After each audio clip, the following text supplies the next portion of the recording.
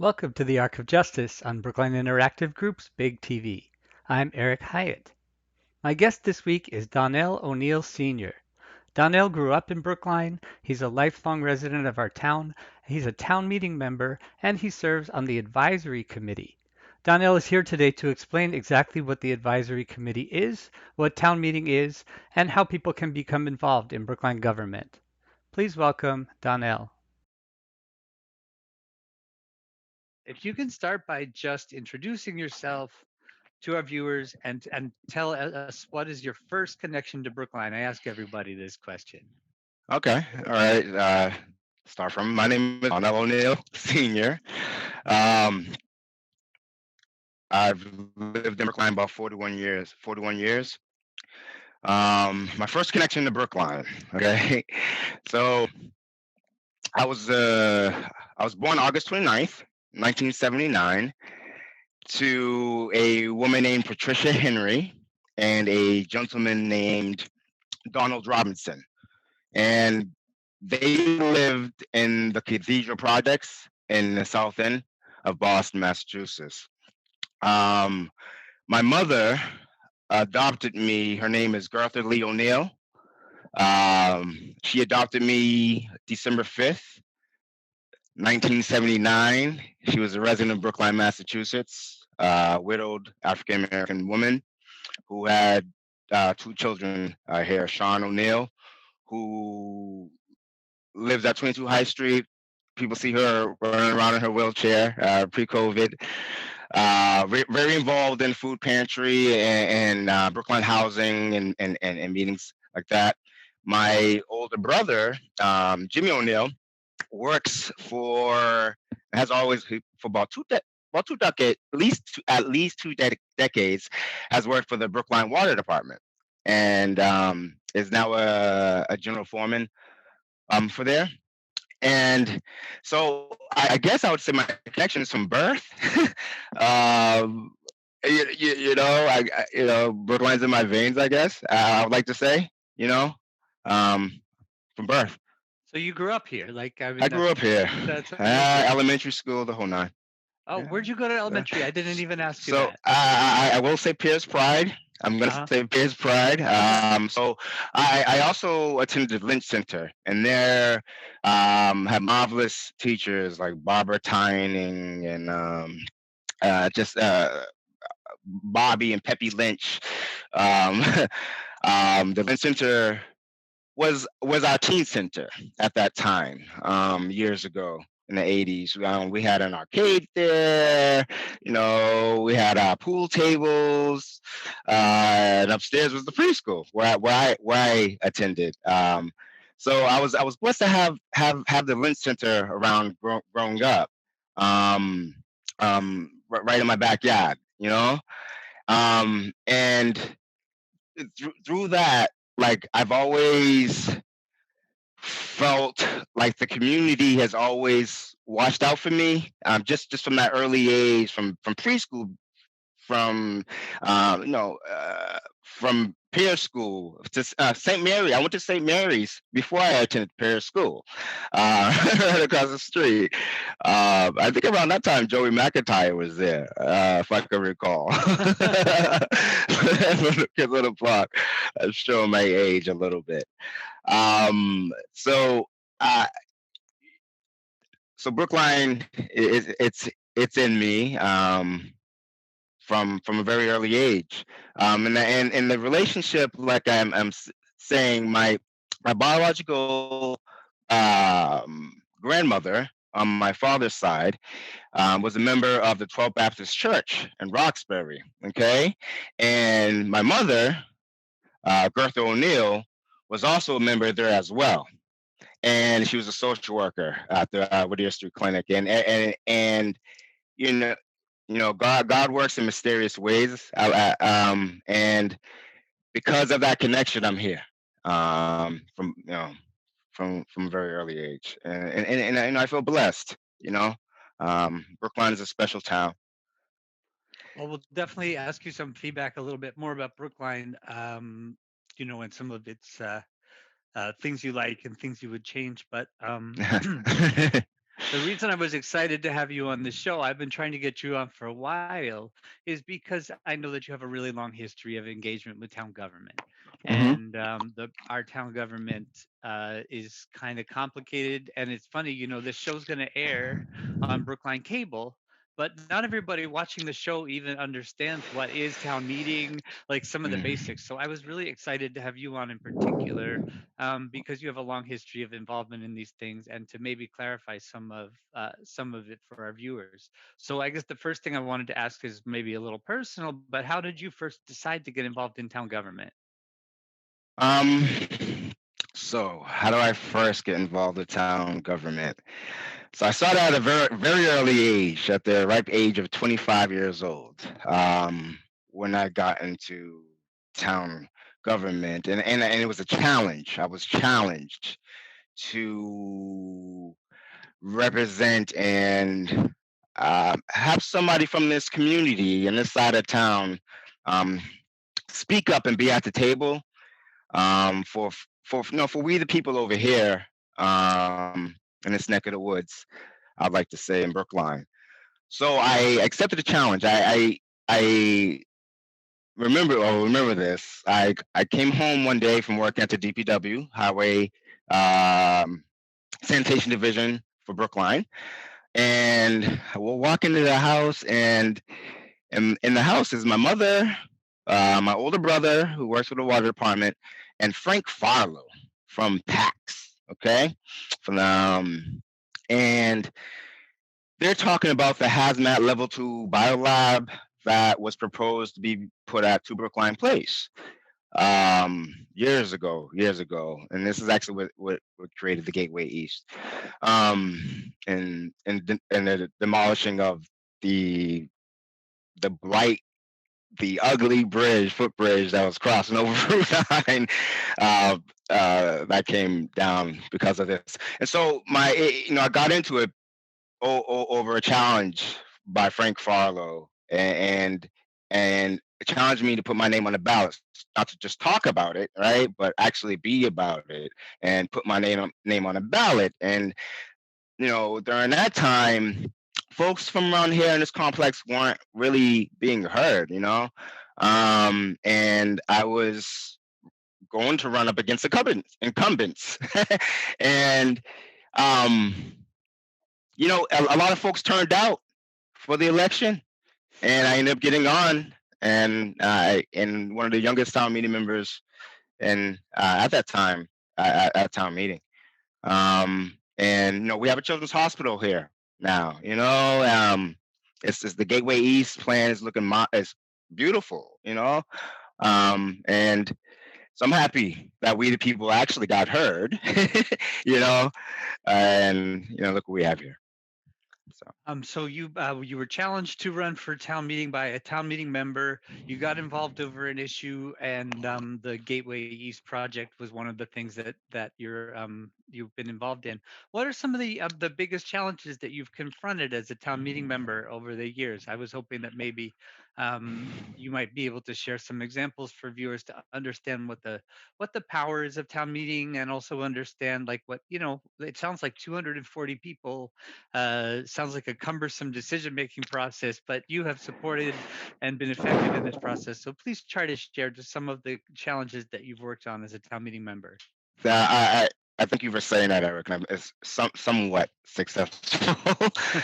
So there's been a lot of issues at town meeting that I've noticed. I'm on my third term as a town meeting member. So I've seen a lot. Um, some of the issues that I've seen, I like to focus on Sure. recent issues, if you don't mind. Is, for example, the Racial Equity Advancement Fund that was passed at town meeting, and um, it's a grant to help people in town to advance financially, or to get into small business, businesses, open up businesses. It's financial help, grant wise, and although town meeting voted on it, nothing's really actually happened. Um, So that's frustrating when it comes to town meeting. Um, and and when accountability at the same time, a town meeting is kind of tough to come by. We do like apologies at town meeting, stuff like that, or say resolutions, not warrant articles, because a resolution is a promise, and it doesn't have to be a time. There's no time stamp on it really, but a warrant article, on the other hand, it's more than a promise. There needs to be there's a deadline, and it needs to be um, handled. So also, there's been a lot of at town meeting that I found over the years of putting things into study committees, for years until the resolution or warrant article dies and people stop talking about it. And that doesn't show accountability. Tommy Vitola said something recently that I liked, that moving forward, if someone should suggest we put something in a study, to make the study be like 6 months. You know what I mean? So then it doesn't die. And so I think Tommy Vitola, I should let him know. I thank him for saying that. That was very interesting. Um, you can stop me because I'm gonna keep going, Eric. Okay. Oh, no, no, no. This is what we're here for. I would So love to hear so about the this accountability experience. part, right, is the big issue, because if there's no accountability and things aren't actually being done that town meeting votes on, I see the big issue now, right? And then third, silencing. There's been that terrible tradition of folks being silenced at town meeting. And it's actually bled through select board meetings now, where it's even easier to silence someone because now we're in Zoom. You just cut the mic off, and that's the freedom of speech of folks, that that shouldn't be tolerated, and it needs to stop. So it's town meeting. I've noticed some things in politics and in a town, and I think that that's why I'm always gonna, I guess, fighting, keep fighting for racial equity and stay involved. Any way I can stay involved. I'm gonna stay involved in town. I have a 16-year-old and a 6-year-old. SAC, as which we will call it, school age children. You know, second generation Brooklynians. So I'm invested here.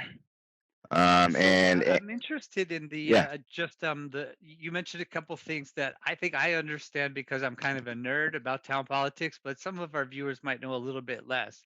okay. So you talked about resolutions, warrant articles, study committees. All of these things seem to be tools that town meeting has as its disposal. Is that pretty much right? Like when something comes Yeah, up. what we use before.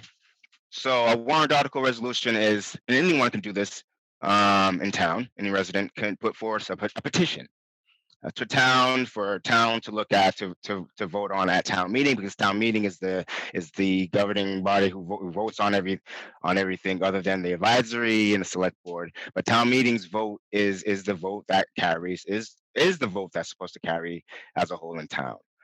So you have resolutions and warrant articles. Anyone resident can do that, but there's a process with all that. Okay. And the process is difficult. It's tough to write a warrant article and a resolution.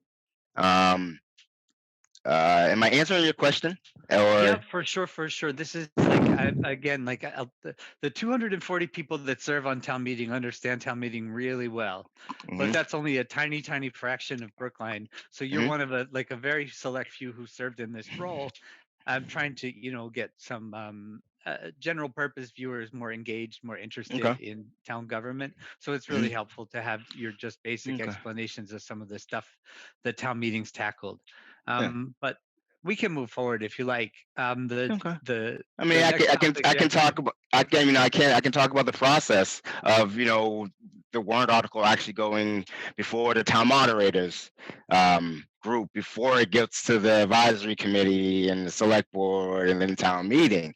I just want to let the folks know that that's the process. So it's a lot of changing language to I don't want to say to satisfy everyone, but so everyone is okay with that debate actually happening. So resolution or warrant article, let's be clear to say, is a debate at town meeting. Okay, it's something that the town is there to debate over. Even if they don't want to. Okay, but the tricky part is now the moderator has to say yes, it's okay. Yeah, he's there. That moderator is the one, he or she allows that resolution or warrant article to get put forward to be presented at town meeting. I think Okay, I a hope that lot of was people didn't helpful. understand that people really didn't understand Okay. necessarily that our town moderator is an individual with a lot of very Yes. specific powers. And Yes. one of the powers of the town moderator is to appoint all the members of the advisory Advisory. committee, Yes. which is kind of our next topic I wanted to lead into anyway. Good. I know that you had served or have been serving for a short period of time anyway as an Yeah. advisory committee member. Tell us Hmm. what that's about and what advisory committee does with because it sounds like town meeting votes on things, but how is advisory committee involved in our decision making? So by state mandate, all city and towns have to have a financial committee. Okay, so that's one, just one of the duties that the advisory committee um, deals with. So there's an advisory board committee member, and there's about 30 on pretty much in every department, every committee that's in town. There's an advisory board person there to look at what budgetary needs. Basically, I feel each those department needs, and they or just hear the discussion that's happening at these committee meetings and whatnot on really budgetary issues that the different departments need. So the advisory committee before town meeting comes together, um, looks at what each departmental budgetary needs are, and hash it out. Basically, it's a small version of town meeting. It's a better way to look at it. Okay, so there's a lot of advisory committee members who are town meeting members, and so what the AC also does is there's a thing called the reserve fund, which is they're basically a rainy day um, fund where if emergency is need be and a department needs to come to town or the health department or for example for money for COVID testing, would Sure. come and ask, say, we need this money to be taken out, and that those advisory committee members would debate it, talk about it, hash it out, and then vote yay or nay. And then so they have the AC, particularly in financial aspect of it, focuses on the budget and that extra fund, and that's it. Am I explaining it to you? Sure. Yeah. Yeah, I have only one other friend besides you that served on advisory. My friend Robert Liao served on it for a yeah, number of yeah. years. And from the best I could tell, the advisory committee does an awful lot of work. Like, I mean, Yes, it's a a lot of huge hours. amount of Yes, volunteer hours. Has that been your yes, experience as yes. It well? is. It has been, and then you're asked to serve on subcommittees, which, like I said, each subcommittee, that, like, for example, I served on the personnel and public safety, and the personnel has to do with the human resource department, grievances, personnel, in every department, collective bargaining agreements, non-disclosure agreements, all that. Um, Public safety deals with the police and fire, and everything that has to do with public safety in regards to the fire department and the police, and uh, anything anything I can do, or anything people on the AC can do on those subcommittees. So for instance, Janice Khan is the chair, and she's awesome. Right? And before town meeting, we discuss, specifically what each of those um, departments need, and are involved directly with department heads and discussing different matters, and then, what they need, what they don't need, and stuff like that. And then It, what's it the sorry mhm. to interrupt. What is the No, it's a problem. output of an advisory committee? Is it that Yes. you actually vote and be like, okay, we think that the Parks and Rec department budget just needs to go up a little bit. We think the hmm police department budget needs to stay the same. Is the So final so output yes. kind of recommendations? So exactly. Thank you for saying that. So when I first got into town meeting, and we're sitting in the Brookline High auditorium, you see about six or seven advisory committee members on one side of the floor, and then you see the select board members on the other. And I'm always like, yeah, what do these folks do over here? And they give a recommendation to the budget and warrant articles and resolutions at that. So it's not just a financial committee. They also are the ones who see the warrant articles first and recommend, after discussing and hashing it out, for hours. Um, the AC recommends to town meeting as a whole and to the select board on where they feel, the AEC feel, we as people are supposed, feel that money's supposed to go. And the beautiful thing now is there's been a lot of public, open to public comment, right? So we're now, the AC is allowed to get feedback and hear certain people that obviously haven't been heard before, and which is a beautiful thing. And that's not just with the financial things, that's in regards to warrant articles and resolutions as well. Is that Well, helpful? yeah, it's super, super helpful. And anything else you want to share about your personal experience of serving on advisory? What that's been like for you? It's been very welcoming. They and knowledgeable.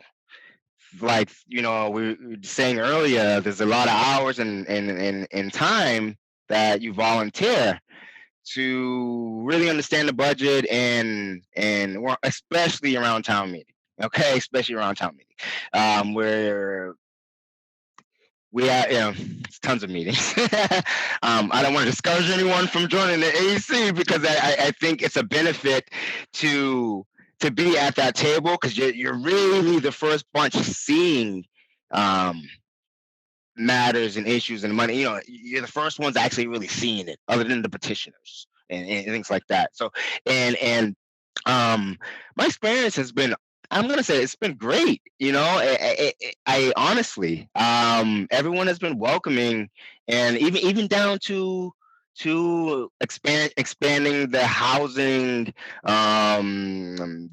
board committee. People. I was able to see people are listening to the mix of people on the AC. People think town meeting, there's a debate. During the AC, they they get in it. Like, you know what I mean? And I'm happy it's open to the public now. You know what I mean? So they can see what's going on. That's actually very exciting. I didn't know that that was a change. That it's about it being public. Yeah. Um, that actually kind of leads to my next question, which is for viewers of this show who maybe don't, haven't gotten involved in Brookline town government. What do you think is a good starting point for people who might want to start to get involved? How can they learn more, and how can people start to get engaged? Mm, well, if there's an issue that's on your heart, right, and it's bothering you, and you're not the only one who feels that way. Other folks in the community feel the same way. I guess the first step would be to speak up, and go to pay attention to the select board hearings, regular meetings. It's very helpful. Um, shows like you're doing now, and um,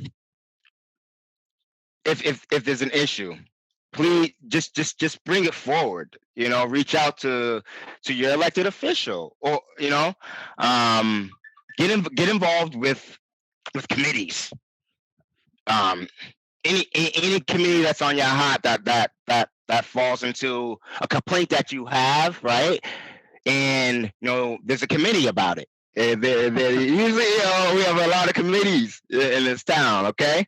And join that committee. Request, apply to be a part of that committee, or at least attend the meetings to hear what they're discussing. You know, so you're aware and you have more knowledge of what's going on, and also put your name on the ballot. Go for town meeting. Um, because that town meeting is, that 2/3 vote does count. It means something, and it gives you it's a platform to represent the whole body of town, not just a few. Um, so I would say, if you have a complaint on your heart, and you don't know how to fix it, reach out to folks in your community. Get involved. Go to the committee that you have the complaint that you feel would help you. Join that committee. Be at that table. Say what's on your heart, and hopefully come to a resolution of some sort, and get involved. Put your name on the ballot. Awesome. Well, look, is there anything else you want to share with our viewers today something I didn't ask? Otherwise, I would love you to share something you love about Brookline and something you would definitely change. Okay. Something I love. I like to do the bad news first. Okay. Okay, that or good news, however you want to put it. But the thing that's been disheartening in town, I feel, is the silencing of folks, even at town meeting, and recently, with me, at the regular select board meeting recently. I it's it's disheartening. It's like like, I don't know. Yeah, to silence someone from speaking, um, even if the person hearing what's being said doesn't necessarily like it, right? It has to go. It helps resolve whatever issues that are going on, because at least the other person is aware of what's going on. You know what I mean? So there's not that excuses of, I didn't know. I didn't know. Okay. um if someone speaks up, and you hear about it. So there goes that excuse of, well, we didn't know. You do know.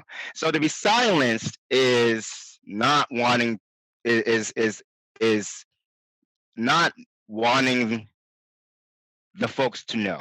And that's unacceptable. You can't, our freedom of speech is our freedom of speech.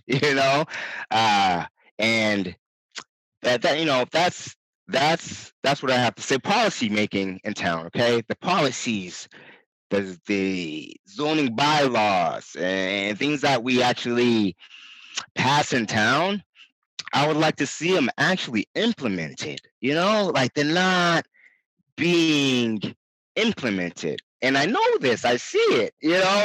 I guess that's the most frustrating part about, Brookline. Like, because folks think, like, even down to becoming a city. Okay, my son is one of those second generation folks who say, Daddy, we just had this conversation that I think we should be a city. Our select board isn't doing what they're supposed to do. Aren't they the ones who sign off and everything? And he's very smart. He's part of the silent protest at the health department for an explanation of from the DPH on why they postponed the season. So he's very aware. I'm very, and that's get to the positive now again. I guess so. I am positive that the future is good. Okay, our kids are the smartest, most together bunch of folks that I've ever seen. I'm fair to say, and they're not scared to speak up, and they've shown that through rallies and and protest, and I'm proud of the next bunch coming moving forward, holding everyone accountable. I'm really excited about this our future in town, and I say town because that there are elected officials in this town who coalitions who do speak up. The last town meeting we had, and the one before that, were the longest ever in town meeting for good reasons. There was a lot of warrant articles and resolutions passed in regards to social and racial equity and justice, and I'm proud of our town meeting members and elected officials. Now, it's been they've been stepping it up. Okay, but now we have to really hold everyone accountable. That's the issue. I feel that's happening. The accountability and the silencing folks is not is the silencing folks is not okay, and us not being able to hold each other accountable is not okay. But like I said, I see hope. I know, moving forward in Brookline, it's all positive. Um, I feel it in my veins. Type. I'm hopeful that the continuing effort from these last previous town meetings will continue. You know, um, that I Wonderful. guess that's really what I want to say. All right, Thank you. I'm and gonna thank you for this opportunity.